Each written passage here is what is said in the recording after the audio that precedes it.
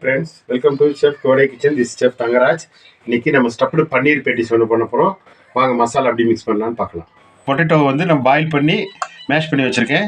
இப்போ அது கூட சாப் பண்ண ஆனியன் போட்டுக்கிறோம். கொஞ்சமாக கிரீன் சில்லி போடுங்க. இது கறி லீவ்ஸ் வந்து சாப் பண்ணி வச்சுருக்கேன். கறி லீவ்ஸ் போட்டுக்கலாம். இது மல்லித்தலை சாப் பண்ணி வச்சுருக்கேன். மல்லித்தலை போட்டுக்கலாம். கொஞ்சமாக நம்ம தேவைக்கு அளவாக சால்ட் போட்டுக்கிறேன். அதுக்கப்புறம் ஃப்ரெஷ்ஷாக கரம் மசாலா பவுட்ரு பண்ணி வச்சுருக்கோம். அது கொஞ்சம் போட்டுக்கிறோம். கொஞ்சமாக மஞ்சத்தூள், கொஞ்சமாக சில்லி பவுட்ரு. ஸ்டஃப்டு பன்னீர் பேட்டிஸுக்கு வந்து இதை உள்ளே ஸ்டஃப் பண்ணுவோம். அது வந்து உப்பு காரம் இருக்காது. அதனால் நம்ம என்ன பண்ணுறோம், கொஞ்சம் சில்லி ஃப்ளேக்ஸ் போட்டு அதில் வைக்கிறோம். கொஞ்சமாக சால்ட்டு போட்டுக்கிறோம். அப்போ தான் நமக்கு அந்த நல்ல டேஸ்ட் உள்ளே கிடைக்கும். மேரினேஷன் பண்ணி வச்சுருக்க பன்னீரை நம்ம அப்படி இந்த பேட்டிஸ் மசாலாவில் உள்ளே ஸ்டஃப் பண்ணுறோம். நான் 2 பீஸு 3 பீஸ் வைக்கிறேன். உங்களுக்கு தேவைன்னா 1 பீஸ் கூட வச்சுக்கலாம். இப்போ வச்சு இது மேலே ஸ்டஃப் பண்ணிவிட்டு ரோல் பண்ண போகிறேன்.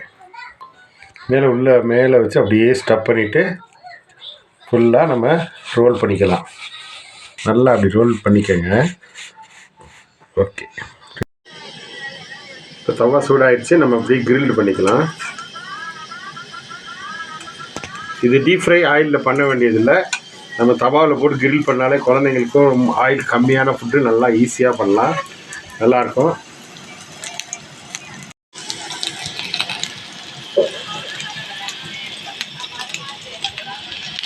எல்லாம் ரெடி ஆகிடுச்சு பாருங்கள்.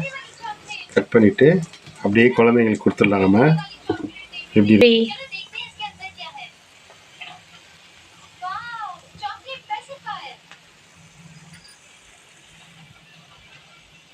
என்னதை தண்ணி காட்டுறீங்க?